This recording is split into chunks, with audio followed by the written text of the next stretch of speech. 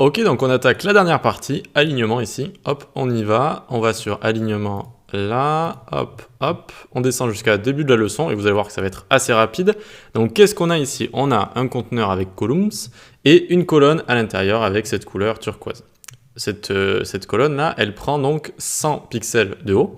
Et pour la centrer verticalement, rien de plus simple, vous allez ici, vous faites is v centered, v comme vertical, et du coup ça va la centrer verticalement, ce qui est super pratique. Ça, j'aime bien Bulma quand même pour ça. Ça utilise encore une fois évidemment Flexbox derrière ici. Donc ce qu'on va faire, c'est où?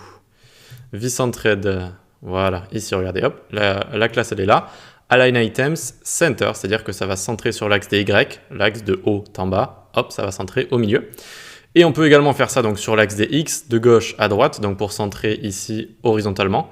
Et pour ce faire, on vient ici, on fait is centered, hop, et vous voyez que ça va bien centrer ici notre colonne. Donc c'est hyper simple, c'est assez pratique, et c'est vrai que c'est assez agréable à utiliser. Pareil ici, donc ça utilise Justify Content Center, regardez ici, Justify Content Center, ça centre sur l'axe des X de gauche à droite.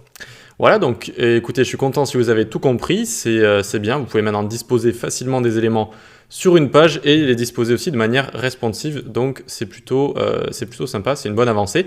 On va se retrouver à la prochaine section pour voir tout ce qui est disposition. Allez, à tout de suite.